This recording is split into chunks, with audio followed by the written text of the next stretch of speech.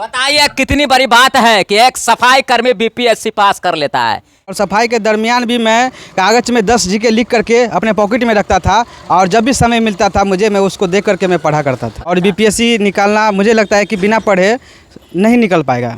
तो आप समझ सकते हैं कि जब ये सफाई करने के लिए निकलते थे तो ये अपने जेब में 10 क्वेश्चन लिख कर जाते थे और सफाई करने के दौरान जब इनको समय मिलता था तो उतने समय में ये 10 क्वेश्चन याद कर लेते थे। यही शेड्यूल रोज का था आपका? Yes sir. सीखिए, ऐसे लोगों से सीखने की जरूरत है और कोई भी काम बड़ा या छोटा नहीं होता है। इन्होंने सफाई करते हुए कभी ये शर्म नहीं किया कि हमको सफाई करना है, लेकिन उस दौरान भी ये पढ़ते रहे अपने गोल को पाने के लिए, अपनी मंजिल को पाने के लिए। ये इन्होंने हर संभव प्रयास किया और जो प्रयास करता है वही मंजिल को पाता है। मंजिल एक दिन में नहीं मिलती है लेकिन एक दिन जरूर मिलती है और ये भाई साहब ने ये साबित कर दिया है कि चाहे आप जितने छोटे पद पर हो, अगर आपने ये ठान लिया है, अगर आप में जज्बा है तो एक दिन आपको वो मुकाम जरूर मिलेगा जो आपने सोच रखा है। अभी हम दरभंगा नगर निगम में हैं और यहाँ पर देख सकते हैं दरभंगा नगर निगम में ये सफाई कर्मचारी हैं, लेकिन अब ये सफाई कर्मचारी नहीं रहे क्योंकि इन्होंने जो है बीपीएससी पास किया है, यानी कि बिहार पब्लिक सर्विस कमीशन का जो है इन्होंने एग्जाम पास किया है। अच्छा ये बताइए क्या नाम है आपका? राकेश कुमार राम। राकेश कुमार राम। यस। अच्छा, आप दरभंगा नगर निगम में सफाई कर्मचारी हैं? जी थे।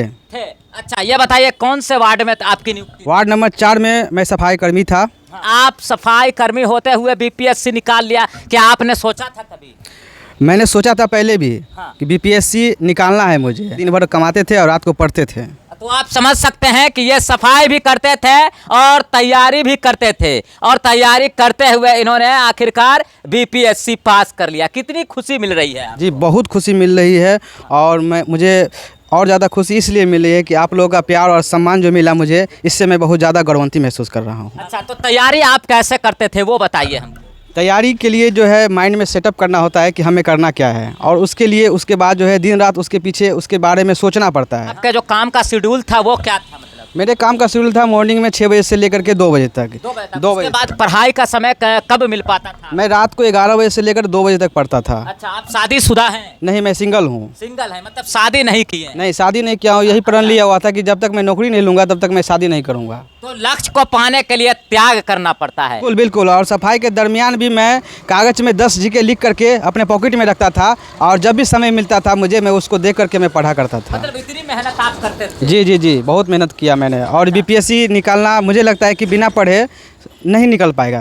तो आप समझ सकते हैं कि जब ये सफाई करने के लिए निकलते थे तो ये अपने जेब में 10 क्वेश्चन लिख कर जाते थे और सफाई करने के दौरान जब इनको समय मिलता था तो उतने समय में ये 10 क्वेश्चन याद कर लेते थे। यही शेड्यूल रोज का था आपका? Yes sir. अच्छा, तो मतलब कि आपने सफाई का काम छोड़ दिया है। अब बीपीएससी के किस पद पर आपका चयन हुआ है? जी 10+2 के शिक्षक के रूप में मुझे नियुक्त किए गए हैं। हाई स्कूल में आपका जॉब? जी सर 10+2 हाई स्कूल में हुआ है।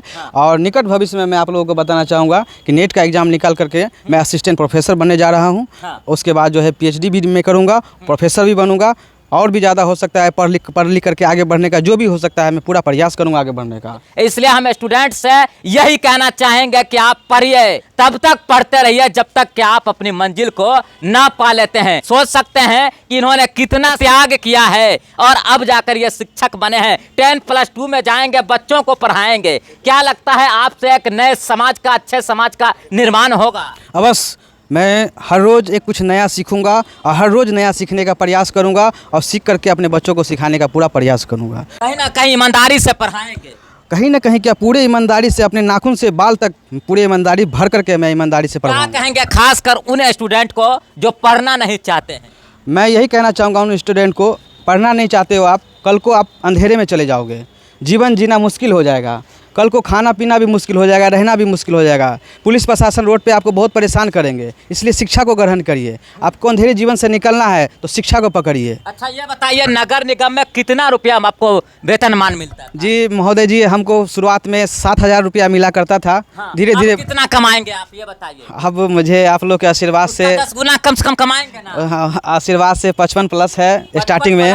स्टार्टिंग नगर निगम में 7,000 रुपया महीना पे ये काम करते थे और अब जो है 10+2 में इनका जॉब हुआ हाई स्कूल में और अब जो है ये 7,000 की जगह 55,000 रुपया कमाएंगे। तो पद भी मिला, इज्जत भी मिला, मान सम्मान भी मिला और वो सब कुछ संभव हो पाया इनकी मेहनत से। कहीं ना कहीं इनको देखकर हमें भी बहुत मोटिवेशन मिला। इसलिए आप लोगों को भी सीखना चाहिए, समझना चाहिए। आपका घर जो है वो दरभंगा में कहाँ पर है? दरभंगा बेला में मेरा मकान हुआ। सफाई करते हुए कभी आपने शर्मिंदगी महसूस किया है? मैं ये आपसे जानना चाहता हूँ। मैं यह कहना चाहता हूँ कि काम सभी लोग हमें सीनियरों ने ये कहा है कि कोई भी काम छोटा बड़ा नहीं होता है। बिल्कुल सही कहा। अब्दुल कलाम जी पेपर बेच करके राष्ट्रपति बन सकते हैं, तो हम लोग मतलब कि नगर निगम में झाड़ू मार के बीपीएससी क्यों नहीं निकाल सकते? हम तो यूपीएससी भी निकाल सकते हैं। यूपीएससी भी निकालेंगे? यस, यूपीएससी भी निकाल सकते हैं।